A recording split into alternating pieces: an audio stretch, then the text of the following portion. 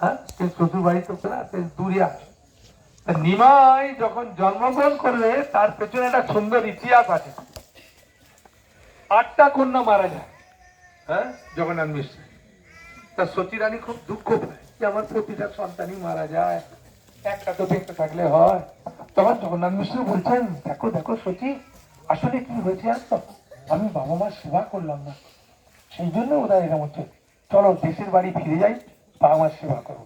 তার সতী রানী বলছে, হ্যাঁ হ্যাঁ, আমি শুনেছি আমার 6টা জাল আছে, জায়গার সঙ্গে একসঙ্গে সবজি কাটবো, রান্না করবো, বাসন ধুতে যাবো, গল্প করবো, হ্যাঁ, শ্বশুর শাশুড়ি সেবা করবো, এই সুযোগ তো পাবো না, চলো চলো চলো বলে আনন্দে গেছে।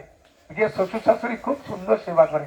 আর জায়গা দেখছে বাবা নবদ্বীপ থেকে এসেছে তো আমার যা, তাই ওরা সতী রানীর কাছ থেকে সবকিছু কাহিনীগুলো খুব সুন্দরভাবে শুনছেন, আনন্দ করছেন।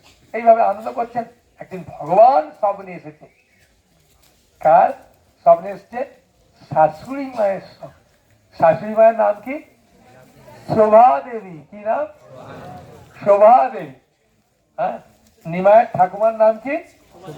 শোভা দেবী। দিদিমার নাম বিলাসিনী দেবী।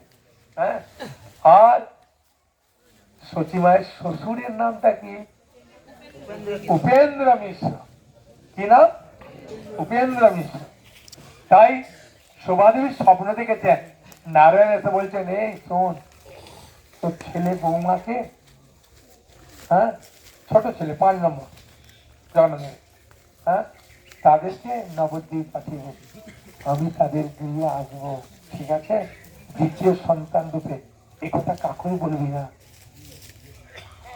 তুমি তো স্বপ্ন দেখেই দেখছে নারায়ণ আমার নাতি রূপে আসবে।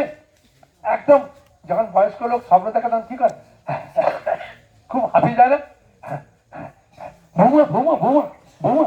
তখন সচিনারায়ণ উঠে বলছে, মামা কি হয়েছে, কি হয়েছে মা, কি হয়েছে? মা তুমি বসে বসে বসো, একটু জল খাও, জল খাও, জল খাও। বলে জল টল খাইছে। বৌমা, ছেলেকে নিয়ে তুমি আজকে নবদ্বীপে ফিরে যাও, হ্যাঁ, ঠিক আছে? মা কি হয়েছে, কি হয়েছে মা?